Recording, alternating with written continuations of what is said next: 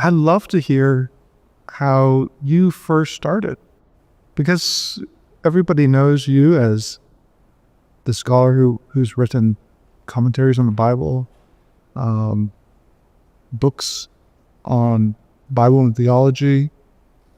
But what first created interest within you to pursue biblical scholarship, become a New Testament scholar yourself?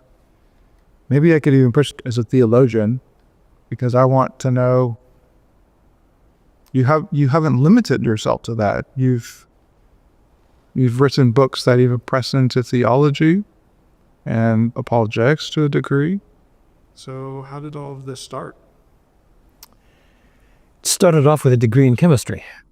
My first degree was in chemistry and close to a minor in math. And the chemistry that I focused on especially was nuclear chemistry, so it had overlap with nuclear physics. And then the Lord called me from that into the ministry. So I gave up the chemistry and eventually went to seminary. And so I could tell you that story. It's a bit convoluted. I think it was at the end of my third year at McGill in chemistry, I spent a lot of time that summer working with another chap who was single, who was starting a church up the Ottawa Valley. And I helped him every weekend.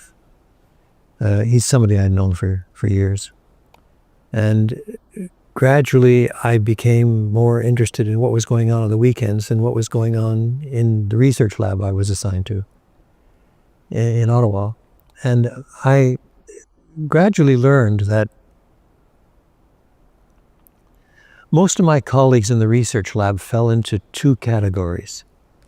There were the young guys who were out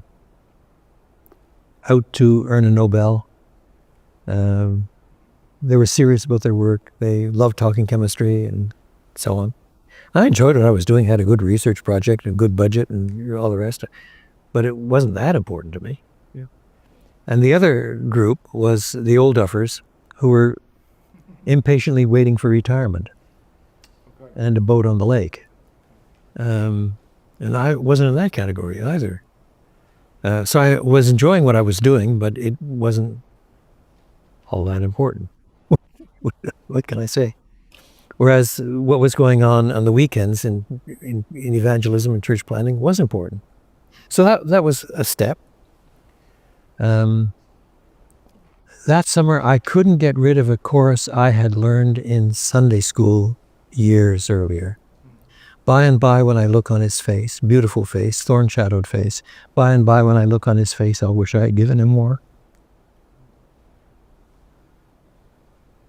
And I could imagine myself saying, well, God, here's my chemistry. So that was a step, too. And I'm not claiming that it would work out exactly the same way for everybody, but that's the way it affected me. That autumn, I heard the father of a friend of mine, a young woman who was dating one of my friends. He was the leader of the McGill MCF, McGill Christian Fellowship InterVarsity, and she was eventually his wife. And her father was a missionary to Haiti. So this girl had been raised in Haiti as well. So they knew French. So I knew French. So we talked amongst ourselves as much in French as in English. And somewhere along the line, he gave an address at an evening service at our church called from Ezekiel 22, I sought for a man to stand in the gap before me for my people, but I found none. That was another step. So it wasn't one decisive thing, but gradually my orientation was such that chemistry wasn't big enough. Yeah. Now you've written a book about your father. Yes. Where does he come into the story? Not there. In other words, My parents were both very careful not to pressure me into vocational ministry.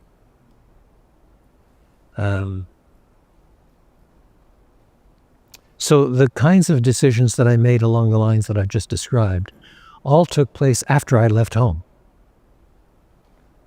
I left home at 16 to go to university. It skipped a year or two. So I went to McGill when I was 16 and left home. That was 70 miles away from where my parents lived.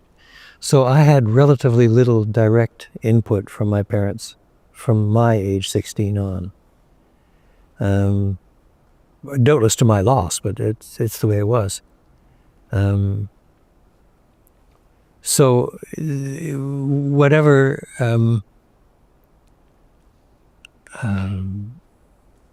influence, pressure, encouragement came to me from my parents about things like this, it came from my memory of them earlier, rather than going through those things at the time. My father was a quiet man. He was not a pushy man, unlike his son. So he was careful not to apply the wrong kind of pressure. I see. So how do you go from chemistry to chemistry not being big enough to eventually a lifetime at Trinity? Well, once I got into the ministry, I had planted a couple of churches, and one in English, one in French, and then was pastoring a church in Vancouver. And someone suggested to me that, and I began to think about it too, that if I was going to do advanced training, I should do it now while I was still young and single. I didn't get married till I was almost 29. So obviously that's not the same reasoning as somebody who's getting married at 21. But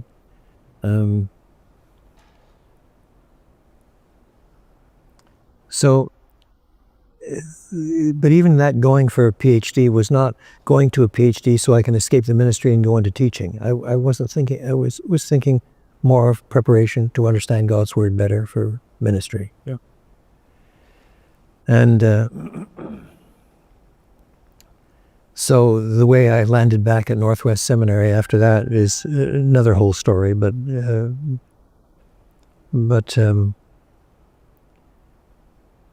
the move to Trinity was, I decided I needed to leave Vancouver for various reasons. And when I got down to Chicago, people asked me to fill in a church that was going through rough waters at the time. So I was pastoring and teaching at the same time. Normally they frowned on you doing that kind of thing if they felt you were too divided, but in any case, well, it's a story in itself. I can tell you it's not for circulation, but there was a chap in England, an Englishman, who went to a Bible training institution. I've forgotten what college or seminary it was now in England. But it wasn't bad training, and he eventually became pastor of a church in England and did remarkably well. If you're going by numbers, people were making professions of faith, coming into the school, coming into the church, and people were being baptized and so on. Things were going well for him. This was a young man who looked as if he had considerable promise. And then, lo and behold, he had to step down. He had an affair with one of the women in the church, which left a lot of debris and so on. And he disappeared off the face of the earth. What he really did was move to Canada. Okay. And that's where I met him. I was a student at a seminary then in Toronto, and he showed up there, having done some elsewhere, but we may have been in the same classes here and there, but I certainly knew him there. I graduated a year ahead of him. And in due course, he took a church in Ontario. Nobody knew his background. Nobody did the kind of due diligence that would be done today. And I became pastor of a church in Vancouver, and then went to England and started working on a PhD there at Cambridge. And I heard through the grapevine that the church that this other chap was serving was doing well. Numbers growing, people were being converted, numbers multiplying, and so on. And then again, I heard through the grapevine that he was caught in an affair and had to resign. Well, he disappeared, no longer on the face of the earth as far as we knew.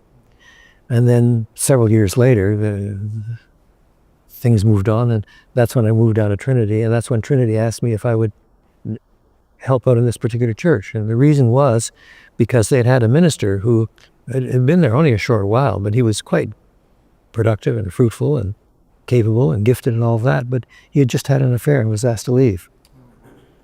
You guessed it. Your friend and mine, the same bloke. And some of us asked him, what went wrong? I mean, if it happens once, it's without excuse. But 3 times, didn't you learn anything? What went wrong? What was so missing that you ended up making the same grievous mistakes and destroying people's lives 3 times?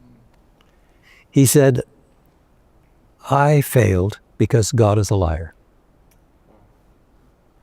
I said, you want to explain that to me?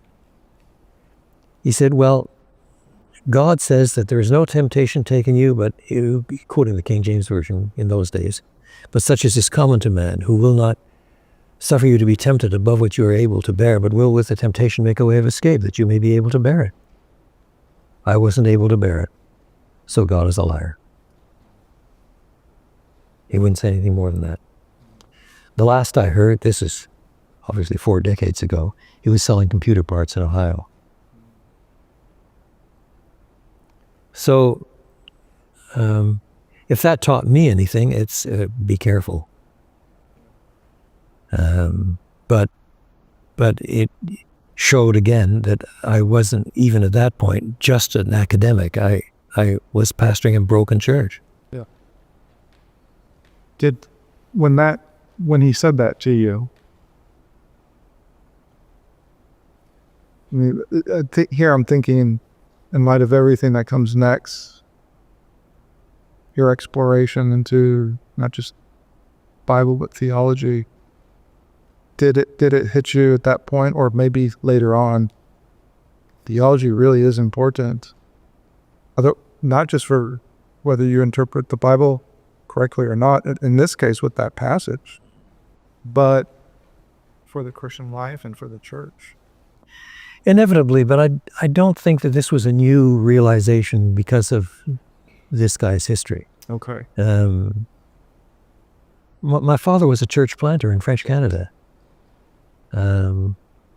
He spent most of his life preaching to vast crowds of 20 people on a good day.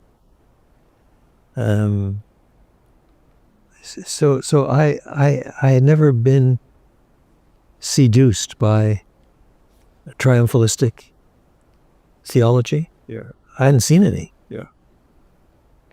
In French Canada in those days, in a population of 6.5 million people whose mother tongue was French,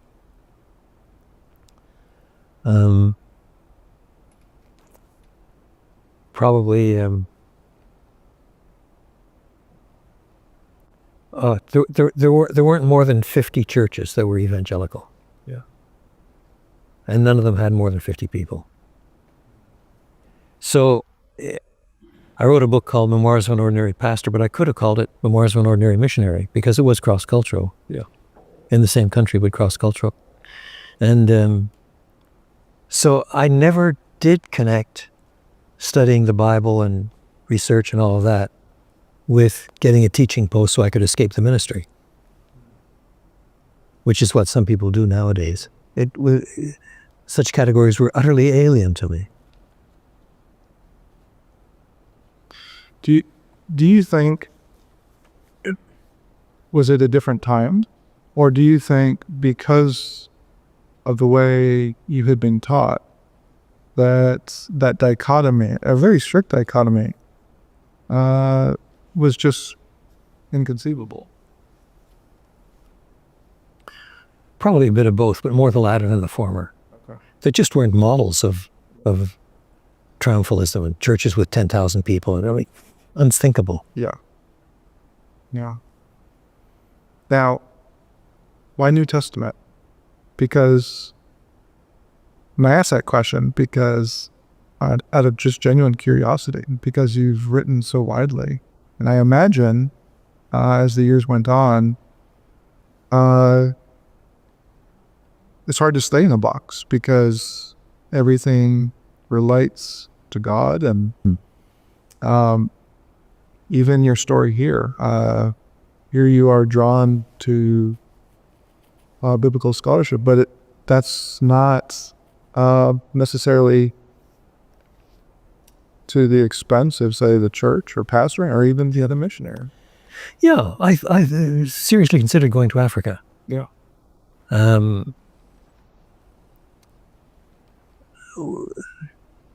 For one reason or another, I never considered myself a New Testament scholar. Okay. Biblical scholar, closer. Christian scholar, perhaps better yet. Yeah.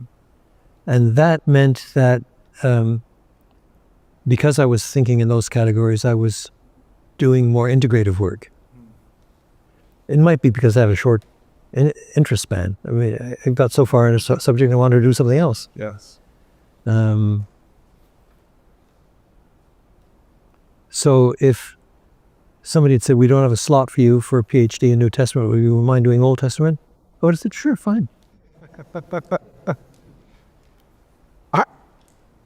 There may be people out there who strongly disagree with what I'm about to say, but I actually think that is a healthy instinct because it avoids a segregation of disciplines. It's too easy for a New Testament scholar, to take just one example, to become more or less familiar with all the New Testament documents, but not really know how the Old Testament is put together. And then you can give your whole life in some institutions where the schedules work differently than what I know, where you teach the Epistle of the Hebrews to 2 sections twice a year. So literally half of your teaching life is devoted to doing Hebrews. Now, Hebrews is a great book, and you could easily spend years at it, but just the same, that means you never do John, or Matthew, or Acts, or Revelation, let alone Isaiah, and so on, so on, so on. So at various points along the line, God has reminded me of these things. About 10 years ago, 12 years ago, I made a quiet vow that if the Lord gave me strength long enough, I would try to preach through every book in the Bible before I died. Really? And how are you doing? Well, because I've now got a disease, it'll probably take me out before I finish. I probably won't manage that. But on the other hand, in the last 10 years, I have preached through large parts of Isaiah, Jeremiah, and Ezekiel, trying to knock off the big ones.